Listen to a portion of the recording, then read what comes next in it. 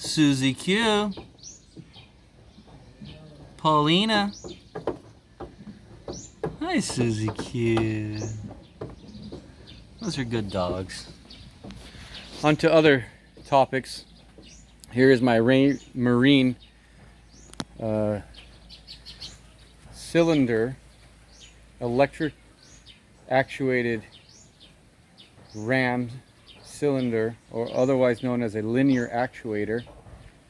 This is the Raymarine Type 1. These are famous with their design. They look like that. You have the linear actuator, but then it has this very peculiar looking box at the end of it. And they set it up like that, which looks okay. That's kind of nice. That just kind of protects it. There's no rubber seal in between those two, which is not good. As you can see, lots of corrosion has entered and most likely destroyed this unit. And here I am. I had bought this boat with the unit installed. Nothing that I bought from this boat, and here's my rack of dismantled gear. Nothing electronic had survived the typhoon that hit this boat 4 years ago. There's an inverter, and there's an instrument dash, and there's all batteries, and here's a pump. That's a water pressure pump, Jabsco, expensive.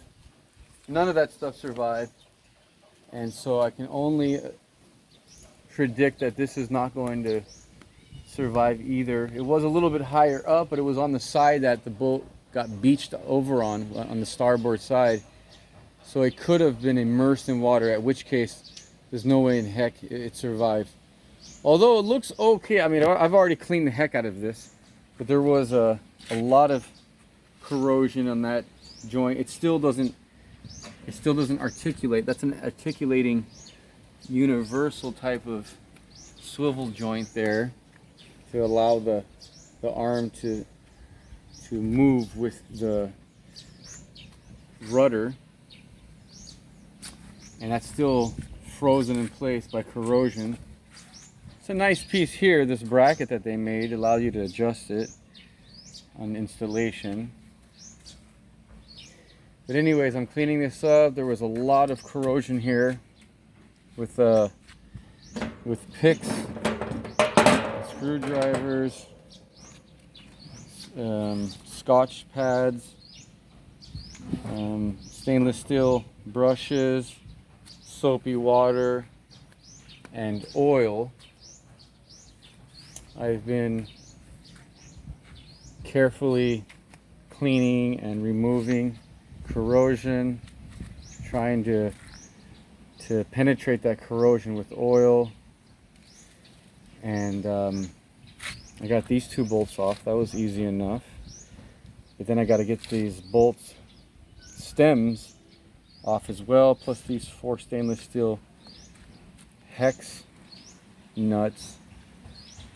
And we'll see what's inside there. Here there's so the engine goes in here, and there's gearage that spins the screw that's inside of this cylinder, which actuates the ram. There's a clutch in there as well.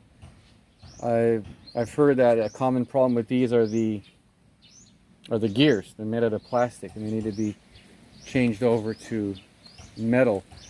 But plastic is corrosion resistant, so that could actually not be a bad thing in my case. But I will, if this thing is savable, I'll definitely order